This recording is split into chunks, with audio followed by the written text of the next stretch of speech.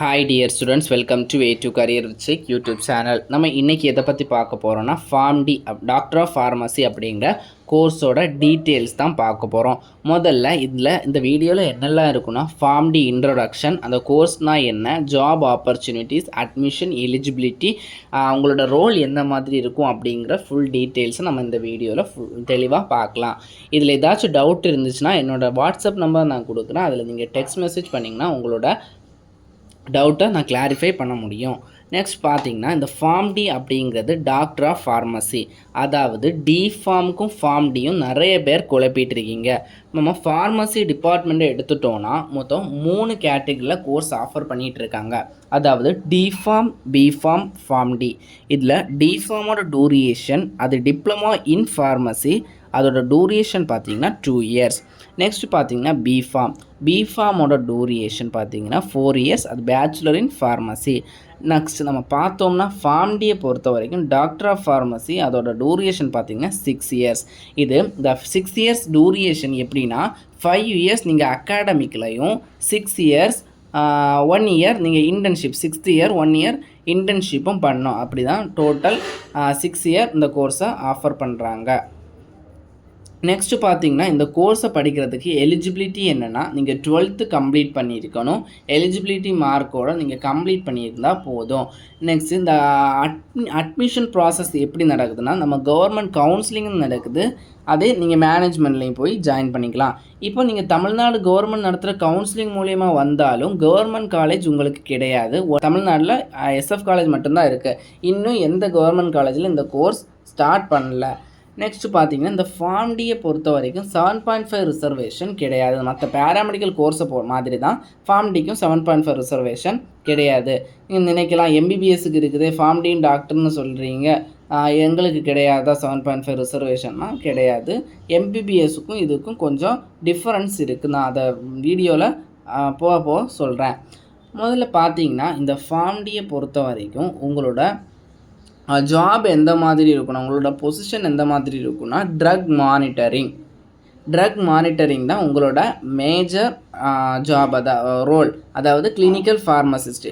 இப்போ ஒரு பேஷண்ட்டோட drug list, அந்த பேஷண்ட்டுக்கு என்னெல்லாம் ட்ரக் கொடுத்தா அலர்ஜிட்டிக் வராது, அலர்ஜி வரும், அந்த பேஷண்ட்ஸோட உடம்புக்கு என்னெல்லாம் ட்ரக் ஒத்து போகும் அப்படின்னு டாக்டரோட நம்ம ஒரு கலந்தாலோசித்து அந்த ட்ரக்கை ப்ரொவைட் பண்ணுறதுக்கு டாக்டருக்கு அட்வைஸ் பண்ணுறது, அதுதான் இந்த ஃபார்ம்டியோட மேஜர் ரோல், சிம்பிளாக சொல்ல போனால்.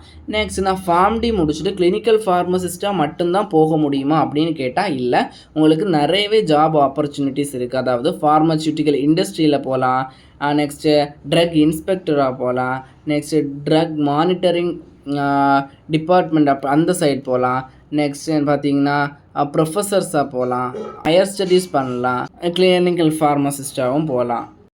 இப்போ உங்களுக்குள்ள ஒரு டவுட் வரலாம், நாங்கள் காலேஜ் ஃபார்ம்டிக்கு கவுன்சிலிங் மூலியமாக காலேஜ் SF காலேஜில் போனோன்னா எவ்வளோ ஃபீஸ் வரும்னா, மினிமம் 3 lakhsலேருந்து மேக்ஸிமம் 7 to 8 lakh கவுன்சிலிங் மூலியமாக போனால் உங்களுக்கு வரலாம். அதாவது டியூஷன் ஃபீஸ் மட்டுமே இவ்வளோ வரதுக்கு சான்சஸ் இருக்குது.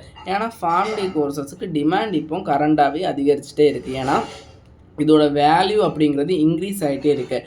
இப்போது இந்த ஃபார்ம்டியை முடித்தோம்னா உங்கள் நேமுக்கு முன்னாடி டாக்டர் அப்படிங்கிற ப்ரிஃபிக்ஸை யூஸ் பண்ணிக்கலாம். இந்த ஃபார்ம்டியோட கரிக்குலம், அதாவது எக்ஸாமினேஷன் இது எப்படி இருக்குதுன்னா, இயர்லி 1 யூனிவர்சிட்டி எக்ஸாம் அப்படின்னு உங்களுக்கு 5 years 5 யூனிவர்சிட்டி எக்ஸாம் இருக்குது. நெக்ஸ்ட் பார்த்திங்கன்னா 6th year நான் முன்னாடி சொன்ன மாதிரி உங்களுக்கு இன்டர்ன்ஷிப்பும், கம்பல்சரி இன்டர்ன்ஷிப்பும் இருக்குது.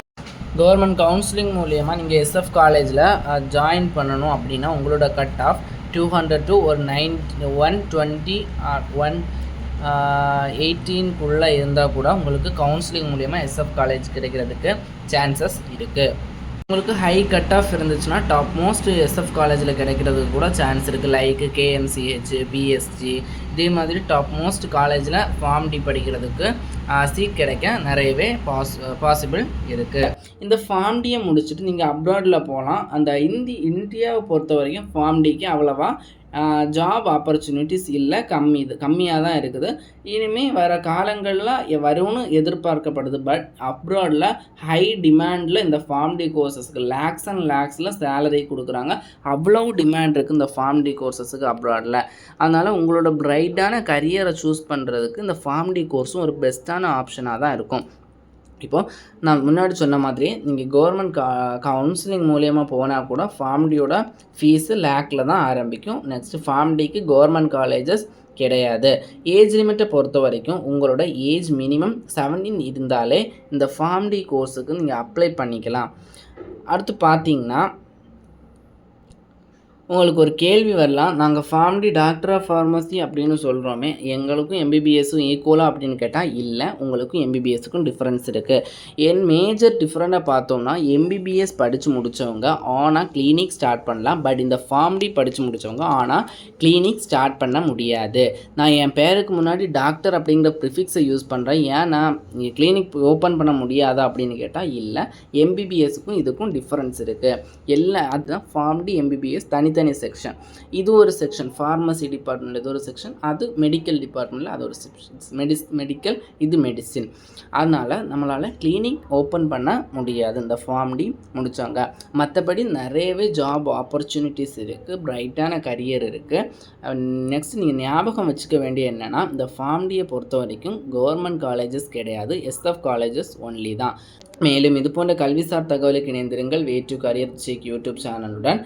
நம்ம வாட்ஸ்அப் அண்ட் டெலிகிராம் சேனலில் ஜாயின் பண்ணாதவங்க உடனே ஜாயின் பண்ணுங்கள். அப்போ தான் நம்ம போடுற இம்பார்ட்டண்ட் அப்டேட்ஸ் உடனே உங்களை வந்து சேரும். நெக்ஸ்ட் நம்ம சேனலை சப்ஸ்கிரைப் பண்ணாத ஸ்டூடெண்ட் சப்ஸ்கிரைப் பண்ணுங்கள். நன்றி.